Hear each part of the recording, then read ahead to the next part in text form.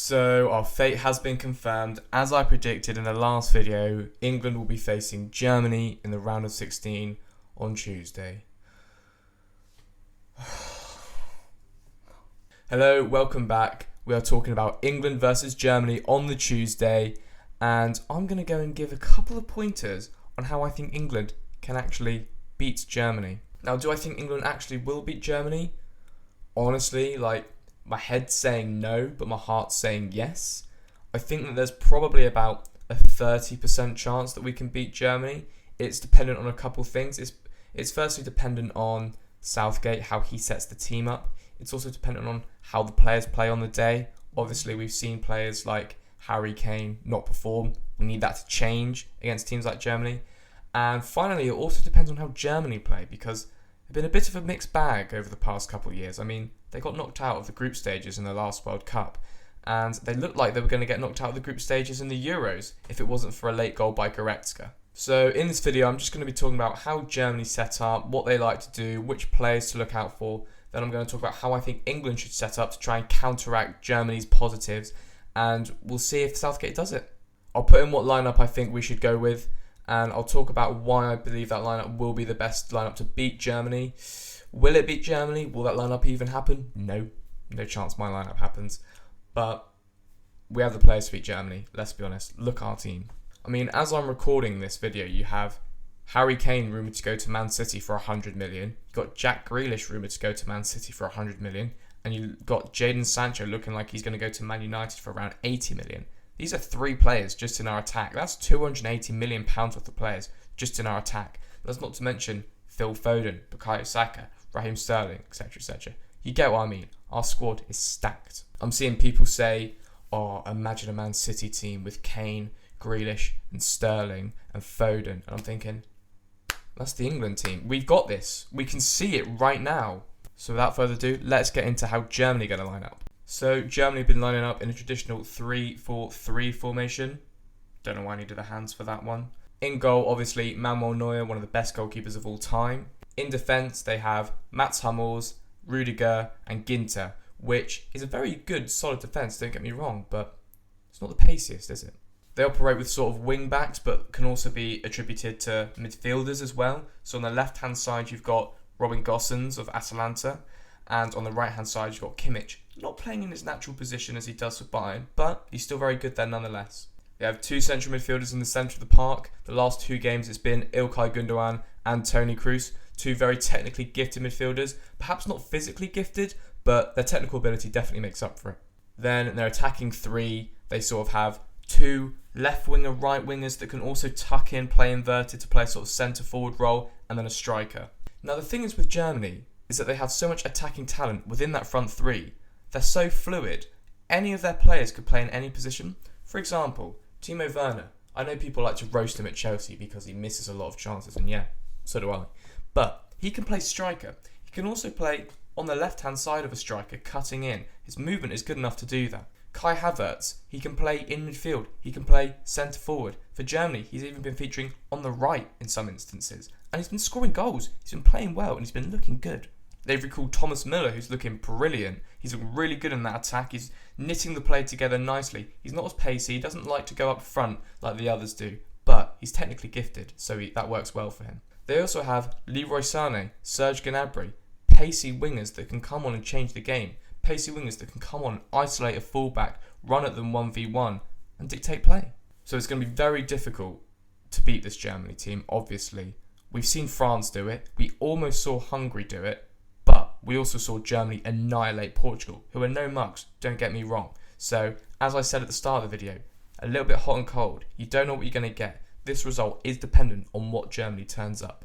When you look at the heat map of Germany's fullbacks, wingbacks, midfielders, whatever you want to call them, the players I'm talking about, Robin Gosens and Joshua Kimmich in that left wing-back role, right wing-back role, which I'm going to address them as such. They play a lot more further forward. They like to bomb on. And we saw Gosens do really well against Portugal with this. He scored a goal. He got a disallowed goal as well. And yeah, they're not defenders. And that could work in England's favour. I think that to counteract such a thing, England are going to have to alter their system that they've been playing. I watched a really interesting video from Boovy, which I'll leave a link in the description. It's his take on the England-Germany game. And he made a very interesting point. He He says that Southgate doesn't have a system per se, but Southgate takes each game on a game-by-game basis and instead sets his team up. How are we going to beat the team that's in front of us? We see teams like Liverpool, Man City, Chelsea, they all have a system of playing at the moment and they don't change that for their opponent, but Southgate does do that. And he's definitely going to have to change his system that he played against Scotland, against Croatia, against Czech Republic for the system he's going to have to play against Germany. So, what system will Southgate play? How do I think he should line up? Well, I'm going to get into it. Well, first up, the formation. And don't hate me for saying this. I know this isn't popular with many England fans, but I think we should start 5 at the back. Or 3 at the back, whichever way you want to look at it. 3 centre-backs, 2 wing-backs. I think we need to. Now hear me out. Why do I think we should do this? Well, you just have to look at Germany's previous games to see what worked well against them and what didn't work well against them. Against Portugal, they faced a 4 at the back Portugal team. They had Semedo, they had Ruben Diaz, and they had Pepe, and I can't remember which left back they had, but you know. Portugal played a 4 at the back system, and this really worked against them because Robin Gosens, Joshua Kimmich, running at them, scoring goals, getting assists, and if you look at their heat map, they barely touched the defensive half. They played most of the half in the attacking half because they could. They isolated Portugal's fullbacks. 3 of the goals came from switching the ball over to the left-hand side or the right-hand side, whichever one you want, isolating the fullback, running at them, cutting the ball across goal, and goal. 3 occasions, goal.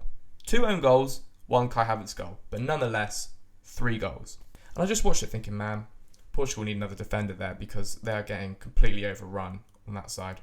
Whereas you watch Germany against Hungary. Now, I had 2 games on at the same time. I had the France-Portugal game on and also had the Hungary-Germany game on. So I wasn't as engaged in the Hungary-Germany game as I was the Germany-Portugal game. But Hungary set up with a flat back 5. Defensively good, defensively sound, defensively solid. And things changed. They tried to get forward Gosens and Kimmich, but they actually had to engage with the fullbacks, which left them a little bit more to think about. They played a lot more in the defensive half, as you can see by the heat map, which I'm going to show you. This is Gosens against Portugal, right here. And this is him against Hungary, right here. Ow, just banged my elbow. Why did I do that? So yeah, I do think we need to set up with a back 5, and I do think that we have the personnel to do that. Kyle Walker should come back in, tuck in on the right-hand side of a 3. Wing back, I think we should have Reece James on that right-hand side, and I think we should have either Luke Shaw or maybe even a wild card, Bukayo Saka, on that left-hand side. Now, I'm going to go with Luke Shaw just because I think he's a little bit better defensively, and I would like to see Saka a bit further forward, like we saw him against Czech Republic, because he's our most direct player, and he's going to be the one that's going to have to isolate the German 3, because they're not quick, they don't like being ran at, and if we need anyone like that that can counteract such a mindset within the German team, it's Bukayo Saka. So yeah, just to clarify, I would set up 3 at the back with 2 wing backs, engaging with Germans' wing backs, engaging with Gosens and Kimmich, because they don't like it. They don't like it when they have to come up against another system similar to them. Now, I saw this argument that someone said, oh, but what if Germany switched to a 4 at the back? No, they're not going to switch to a 4 at the back. They've got their system. It's a good system, but it has weaknesses, and this is the way to isolate those fullbacks. What about midfield? What would I do in midfield? Well, I'd have a midfield 2, and for me personally, I know people don't like to see Rice and Phillips there because it's a bit defensive, but we are playing against Germany. They're a different kettle of fish to the opposition that we've already faced. I wouldn't like to see Rice and Phillips there, but I would like to see something a little bit similar. What I would go with is, if fit, I would go for Declan Rice and Jordan Henderson. Now, the reason for this is because Jordan Henderson is an expert at tucking in when a winger, fullback, whatever, bombs forward. Watch him for Liverpool. Watch his interaction with Trent. Trent goes forward, Henderson drops him deep, and he stops the counter-attack. And he's very good at that. His positional awareness is the best England has. If you imagine Reece James going forward on that right-hand side, we need Henderson to sit. We need him to. I know we've got 3 at the back, but we'll need Henderson to sit because we have such difficulty coming up against this German team. They're a good team. They've got technical masters like Kroos and Gundogan. Henderson is good in that position. Furthermore, Henderson is better at breaking lines than any of the other midfielders we've got. He gets the ball, he passes forward, he runs forward when he needs to. He knows when to go, he knows when to sit. We saw him against Czech Republic. He scored a goal. Now, it was offside, but that shows positions that he's picking up. He knows when to go, he knows when to sit. He's tactically aware, and you have to be if you play in a Jurgen Klopp side. So I'll definitely go with Jordan Henderson. As for Declan Rice, he's a good player. I think he's a better player than Calvin Phillips. I think he's better tackling. He's a better centre defensive midfielder, and I would like to see him there. If Phillips plays instead of him, I won't begrudge that. Fair enough decision. But yeah, I definitely want to see Jordan Henderson start because I'm a massive fan of Jordan Henderson. Going forward, the front three. Well, first of all, striker, Harry Kane. It has to be. I know he's been awful in the group stages, but we have to have Harry Kane there because he's our best striker and he can do anything at the flick of a switch. Left wing and right wing. This is where it gets interesting. This is where everyone tends to disagree. I would go left wing, Jack Grealish, and right wing, Bukayo Saka.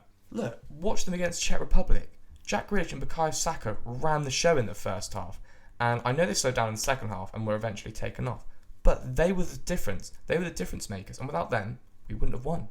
It's true. Bukayo Saka completed 4 dribbles in the first half. He's 19 years of age. He's fearless, and that's what we need against this German team. One thing that's talked a lot when we come up against Germany is the mentality. We do not have the mentality to match the Germans. They beat us at everything. They just do. We always lose to the Germans. The Germans are a well-oiled machine, and we haven't won a major trophy since 1966. So yeah, I think we need some fearlessness in that side. And who's going to give that? Bukayo Saka. Now, if you were to play Foden instead of Saka, I couldn't really begrudge that, but I just don't think you can drop him. I don't want him to be dropped. I think he's good. I know Foden's good as well, but Saka is what we need going forward. So yeah, that's my England lineup. I'll put it somewhere here. Let me know what you think about it. Let me know your England lineup in the comments down below. So to sum up, do I think we can do it? Yes, we can do it, but it's dependent on the factors that I outlined in the introduction of this video. It is dependent on how Southgate picks his lineup. It is dependent on how the boys actually play. Will they be on form? Will they not be on form? And it also depends on how Germany play, because they are a mixed bag, and you don't know if you're going to get the Germany, the World Cup winning aura of Germany, or if you're going to get the losing 2-1 to Macedonia Germany. It's a mixed bag. I would maintain we probably have about a 30% chance. Now, what will work in our favour is the game is at Wembley, and apparently, according to various news sources, Germany might not even bring any fans because of coronavirus, and they had an allocation of 7,500. So, an extra 7,500 screaming England fans wouldn't go amiss for this, because we're going to need them. As for my score prediction, I'll end it off.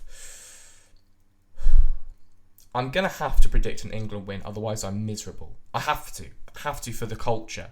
I'm going to go for England 2, Germany 1. Goal scorers, I'm going to go for Harry Kane getting his first goal in the Euros. And I'm also going to go for a defender. I think I'm going to go for Harry Maguire. Header from a corner. Why not? As for Germany's goal, who cares? Kai Havertz, he looks like most likely to score Germany's goal. I'll go for him. But yeah, that is it. That's my England versus Germany preview. I'm going to go with 2-1 England, 5 at the back. Let's hope that happens, because if it doesn't and if we go out, it's going to be miserable. But yeah, if you did enjoy the video, please leave a like down below. Please comment your thoughts, your lineup, what you do, and also give me some score predictions. I want to know what you're thinking. Subscribe if you haven't, and yeah, I'll see you soon.